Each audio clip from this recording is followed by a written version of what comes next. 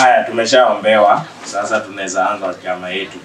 So nataka kusoma list wale wenye wajalipa na wale wenye wameclear zao. Lakini nataka kuanza na wale wenye wajalipa kwanza. Naona kama Anita uko na balance ya 500. Akinyi baada hajalipa. Meja pia baada sijaona yake. Doro pia sijaona yake. Lakini tutaanza na Anita, utaklia yako. Anita, umesemaje siku ya leo? Oh. Nimekumbuka. Acha nikutumie kwa simu, sawa?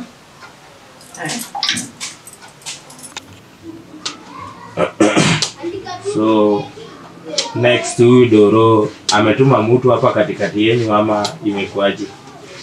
Doro na amenituma. Amesemaje? Atanitumia kwa simu alafu natuma yangu pamoja na yake. Sawa. Na Meja. Na Meja ametuma nani katikati yenu hapa?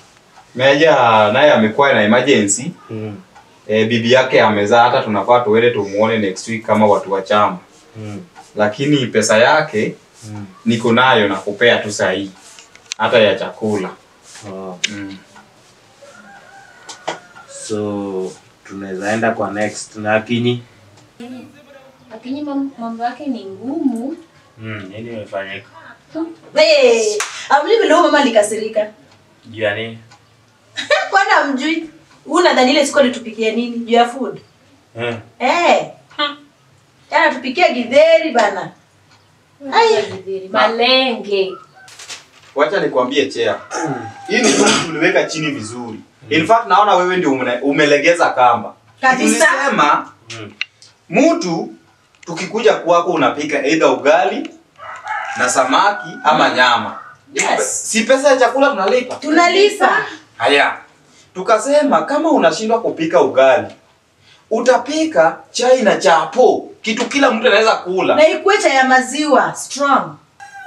Juu huyo Akinyi tulienda kwake ametupikia strong tea, sijui na githeri, alafu napata tuko na watoto kwa hiyo nyumba ni chafu. Ni kama hakujitayarisha kuna chama na pesa tunaacha hapo mingi. Watu kama hao tunafaa tuwatoe kwa chama. Hata sasa hii hajakuja hapa kuje ku apologize. In fact hajatuma mtu yoyote. In fact Chair, hata zile vikombe vikombe zinanuka samaki. Nao wakikuja kwetu tunawatreat vizuri. Mnakumbuka mkikuja kwangu? Imagine. Yaani ukiletewa chakula appetite yenyewe inakuja. Lakini pale ni githeri. Nyumba ni chafu, kikombe yenyewe yaani ukijaribu ni samaki. Tunatakanga mkikuja kwa chama, mnasema mapema, alafu tunaandika chini. Ni wewe umelegeza kamba. Si nimelegeza kamba.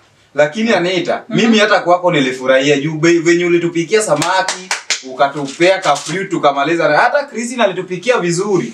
Wow! Lakini wengine pleasure. Ni kama tukifika kwa hii chama hawakuwa ready kufanya hii kitu. Kitu kama tunatoa pesa. Inafaa vile umefanywa kwingine, pia wewe jaribu. Just try your best. Si ati wewe unapikia watu githeri, malenge, unatupikia viazi tamu. Hizo ni nini? Ni kama sisi tumekuja kulima kwako.